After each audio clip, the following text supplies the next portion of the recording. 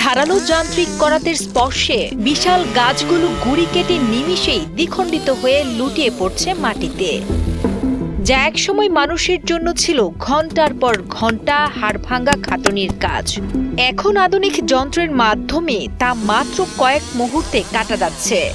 আর এই অসাধ্য সাধনের মূলে রয়েছে শক্তিশালী চেইনসো, যা আমাদের দেশে চেন করাত বা যান্ত্রিক করাত হিসেবেই বেশি পরিচিত।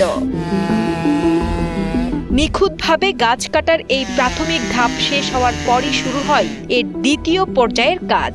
বিশালাকার এই লগ বা কাঠের গুঁড়িগুলোকে শক্তিশালী ক্রেন ও বড় বড় ট্রাকে করে দুর্গম পাহাড় বা গহীন অরণ্য থেকে পৌঁছে দেওয়া হয় আধুনিক প্রসেসিং কারখানায়।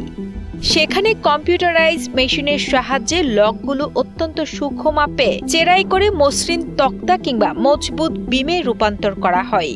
তারপর এই ভালো মানের কাঠগুলো দিয়ে মূলত আধুনিক ঘরবাড়ি এবং মজবুত সব আসবাবপত্র তৈরি করা হয়।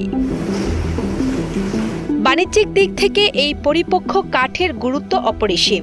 কাঠের প্রজাতি, ঘনত্ব এবং স্থায়িত্বের উপর ভিত্তি করে এক একটি বিশাল লগের বাজার মূল্য কয়েক হাজার ডলার পর্যন্ত হতে পারে।